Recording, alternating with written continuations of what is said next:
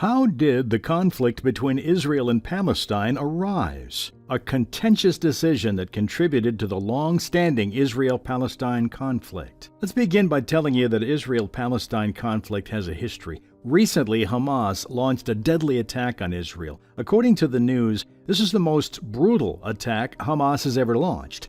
Thousands of Israeli troops have lost their lives. You may wonder why a state like Palestine is so ruthless. Don't hesitate to share your thoughts over it. While, in our opinion, this is only one side of the story, here we are going to explain how this decades-old conflict has started and destroyed millions of lives.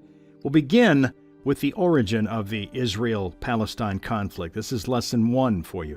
The conflict arises from Israel's need for security in a region it views as unfriendly, and the Palestinian desire for their own state. David Ben-Gurion, Israel's founder, declared the modern state of Israel on May 14, 1948, providing a safe place for Jews escaping persecution and seeking a national homeland on land that they have a strong historical tie to. For Palestinians, the creation of Israel is seen as a catastrophe known as the Nakba, leading to their displacement and the blocking of their statehood aspirations. Now, in the ensuing war, around 700,000 Palestinians, roughly half of the Arab population in British-controlled Palestine, were either forced to leave their homes or fled to Jordan, Lebanon, Syria, Gaza, the West Bank, and East Jerusalem. Israel, a close U.S. ally, disputes the claim that it expelled Palestinians from their homes and emphasizes that it was attacked by 5 Arab nations the day after its establishment. While armistice agreements stopped the fighting in 1949,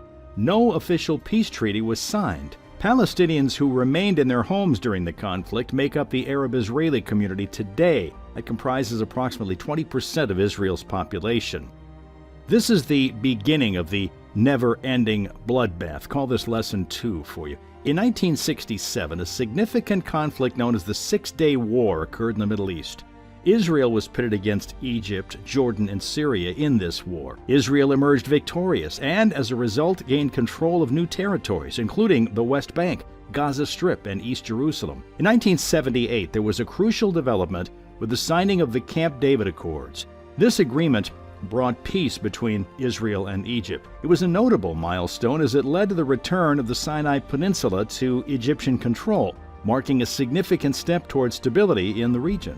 1987, a period of unrest began when Palestinians in the areas controlled by Israel, such as the West Bank and the Gaza Strip, initiated a series of protests and uprisings. This period became known as the First Intifada. It was a form of Palestinian resistance against Israeli rule, expressing their discontent with the situation.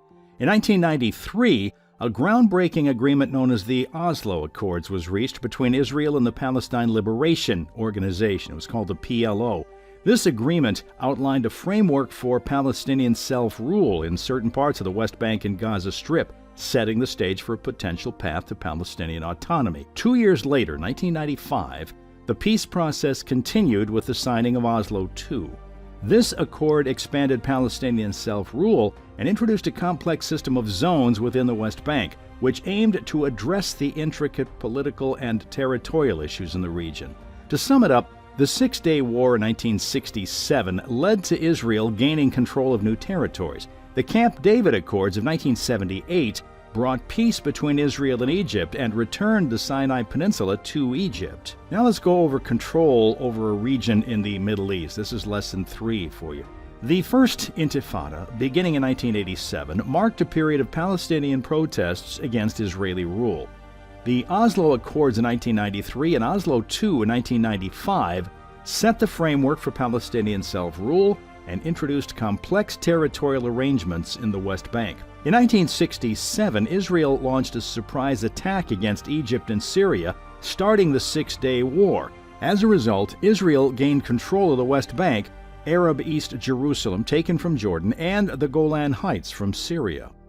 In 1973, Egypt and Syria attacked Israel near the Suez Canal and the Golan Heights, leading to the Yom Kippur War. Israel managed to push back both armies within 3 weeks. Was it a wise move to attack Israel? Share what you think about it. I think both countries should have analyzed Israel's tactical capabilities before making any decision. Please let us know what your stance is. In 1982, Israel invaded Lebanon, leading to a 10-week siege and the evacuation of Palestine fighters under Yasser Arafat by sea.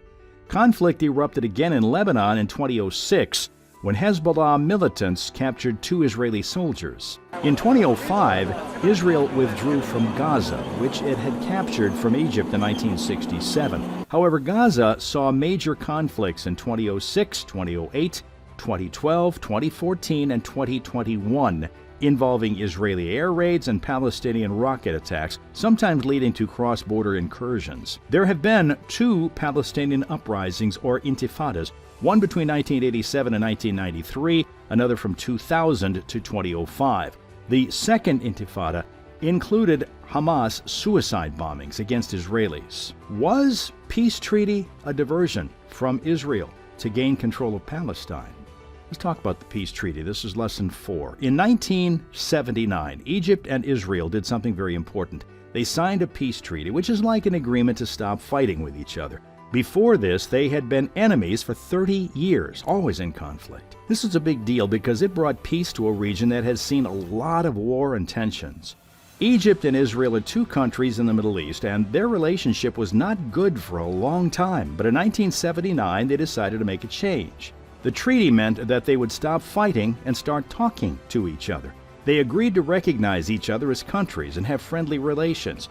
This was a historic moment because it showed that even longtime enemies can find a way to make peace. The peace between Egypt and Israel is held for many years, and it has had a positive impact on the Middle East. It's an example of how diplomacy and agreements can help bring an end to conflict and make the world a more peaceful place. In 1993, Israeli Prime Minister Yitzhak Rabin and Palestinian leader Yasser Arafat brokered the Oslo Accords, a historic agreement aimed at resolving the Israeli-Palestinian conflict. This accord outlined a framework for limited Palestinian self-governance in the West Bank and Gaza Strip, marking a significant step towards peace. It established the Palestinian Authority, which was granted control over specific areas, such as civil administration and security. However, the path to a final resolution was rocky, with violence and mistrust prevailing, ultimately hindering the full realization of peace and a 2-state solution. In 1994, Israel signed a groundbreaking peace treaty with Jordan. A treaty signed by Israeli Prime Minister Yitzhak Rabin and Jordan's King Hussein marked a critical milestone in the region's peace process. It led to normalized diplomatic relations, cooperation in various sectors, and the end of hostilities between the 2 nations. The treaty significantly improved stability in the Middle East, setting an example of peaceful coexistence between Israel and an Arab country. It served as a blueprint for future peace initiatives and demonstrated that reconciliation and cooperation were possible in a historically tumultuous region. For Lesson 5, we discuss the challenges to the peace negotiations. In 2000, a crucial meeting called the Camp David Summit with President Bill Clinton, Israel's Prime Minister Ehud Barak, and Palestinian leader Arafat did not lead to a peace agreement. In 2002, an Arab proposal suggested that if Israel withdrew from lands it occupied in 1967, allowed a Palestinian state, and addressed the issue of Palestinian refugees, they would have normal relations with Arab nations. Peace talks between Israelis and Palestinians have faced difficulty since 2014. The Palestinians refused to work with the Trump administration because it didn't support the idea of a 2-state solution, where there'd be a separate state for Palestinians in the 1967 occupied areas. Currently, the Biden administration is trying to create a wider peace deal in the Middle East. This plan includes improving relations between Israel and Saudi Arabia, an important country for Islam. Several Arab nations, like those near Saudi Arabia, have made peace agreements with Israel recently. In simpler terms, important meetings in 2000 and 2002 did not bring peace between Israelis and Palestinians. Peace efforts have been tough, especially since 2014. The Palestinians didn't cooperate with the Trump administration because it didn't support a 2-state solution. Now, the Biden administration is trying to make a bigger peace deal in the Middle East, and some Arab countries have already made peace with Israel. Now, are you in favor of peace between these 2 nations? Feel free to mention your thoughts in the comment section. Why peace at this point seems impossible. This is Lesson 6 for you. Israel and Palestine are undergoing a never-ending war. From 1948 till now, several attempts have been made to bring peace. However, there are some clear reasons due to why it seems to be an impossible thing. Number one is a two-state solution. This is the idea of creating two separate countries, one for the Palestinians in the West Bank and Gaza Strip, and one for Israel. Hamas, a Palestinian group, opposes this and wants to destroy Israel. Israel insists that if there's a Palestinian state, it should not have a military that could threaten Israel. Many countries consider Jewish settlements in land that Israel took over in 1967 to be illegal. Israel disagrees and says it has historical and religious connections to that land.